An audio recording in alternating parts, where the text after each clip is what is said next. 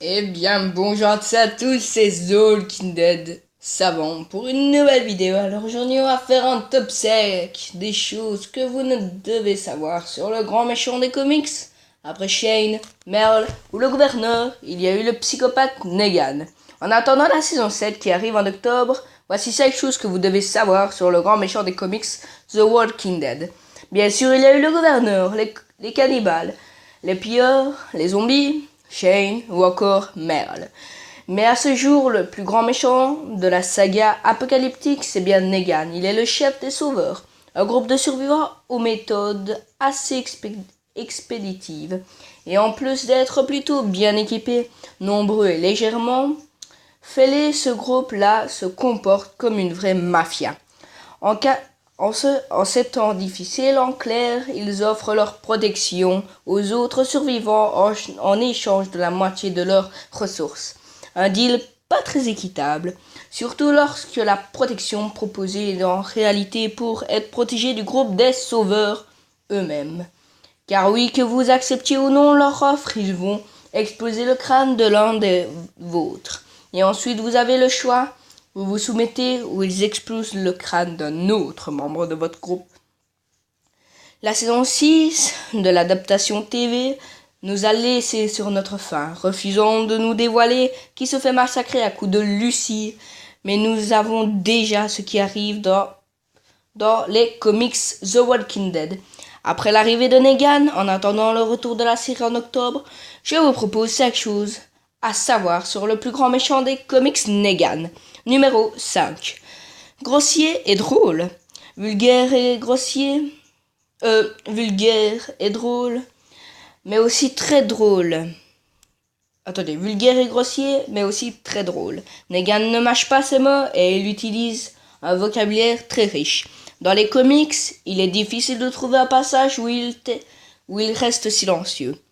Mais il est surtout impossible de trouver un passage où il ne dit pas de gros mots.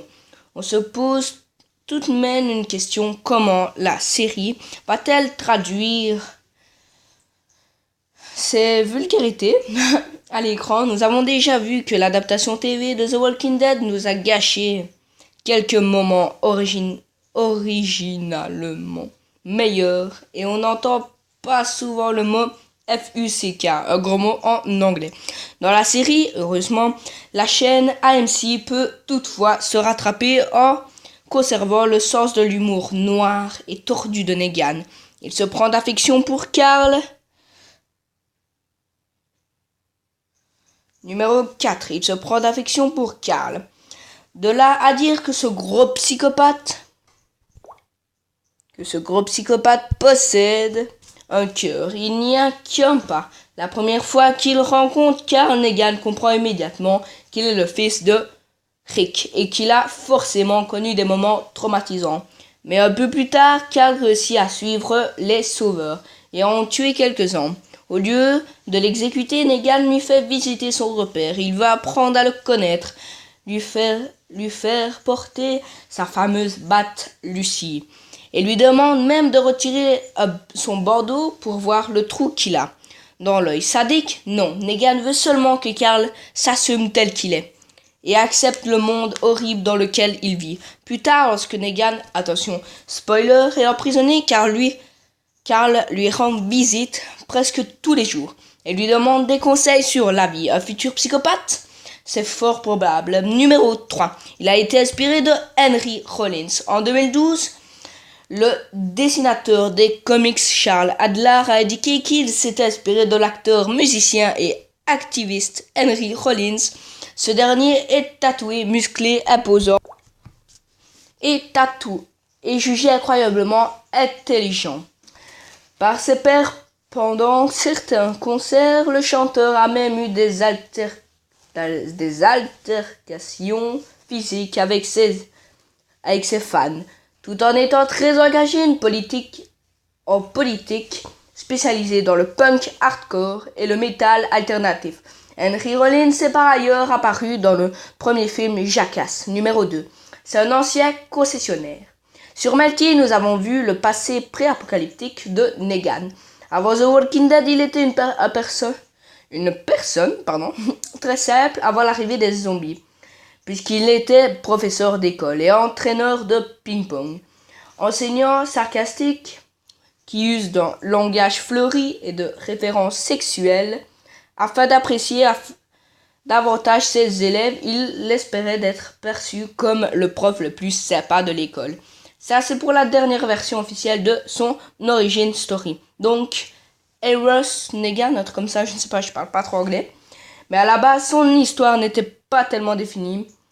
Pour le créateur des comics Robert Kirkman, Negan était un vendeur de voitures, soit un beau parleur convaincant. Et au vu de ce qui se passe dans les comics, Carl et Rick sont souvent à la recherche de ses conseils. Negan est capable de vendre n'importe quoi. Numéro 1. Michonne possède son katana, Daryl son arbalète, Morgan son bâton, Carl son chapeau et bien Negan détient Lucy, une batte de baseball entourée de fils barbelés. Regardez n'importe quelle image du terrible chef des sauveurs et Lucy n'est jamais très loin.